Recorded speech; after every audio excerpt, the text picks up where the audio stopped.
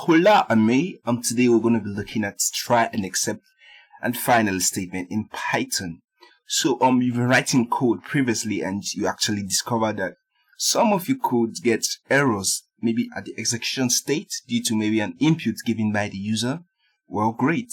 Defensive programming is going to help to stop ugly errors from being outputted to the screen. So I'm basically going to start by collecting a number, say num1 is equal to, and I'm converting that to an integer. So I want integer input.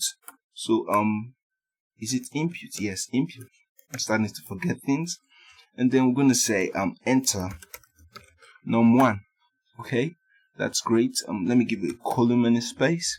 So this is great. We can collect this input, and so when we run this code, you basically see it asks for an input, and once I give it a string, you see value error out to the screen.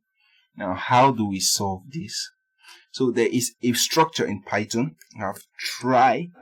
Okay, you're gonna put the code that might have a bug or maybe an error here, and then you just put except.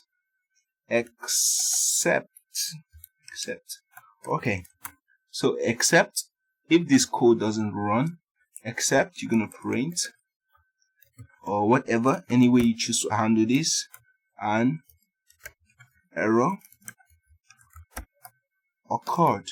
Okay, so I can just take this code which the user might run into an error, and I'm going to paste it here.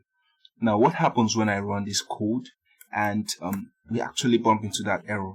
So if I run this, you basically see it asks for an input num1, so I'm going to give it a string, so it can't pass it to an int, so you can see basically an error occurred. Now how do I catch individual errors? That's actually a problem. So you can see here we have a value error, right? That's great. So if I copy that and I come here, now you can have multiple cat or except code. So we have except again, we have another except here. This time around I'm giving it a value, so this is value error. Okay, so we can basically come down here, and what am I going to do? I'm just going to print a value error occurred. Okay, so if I run this and I give a string as the input, okay, my cursor is here, you basically see a value error occurred. But if another exception happens, any other uncaught exception is going to just print an error occurred. Now I want to actually collect another num, say num2 is equal to, we're just going to copy the previous one. Okay, and I'm going to give that here.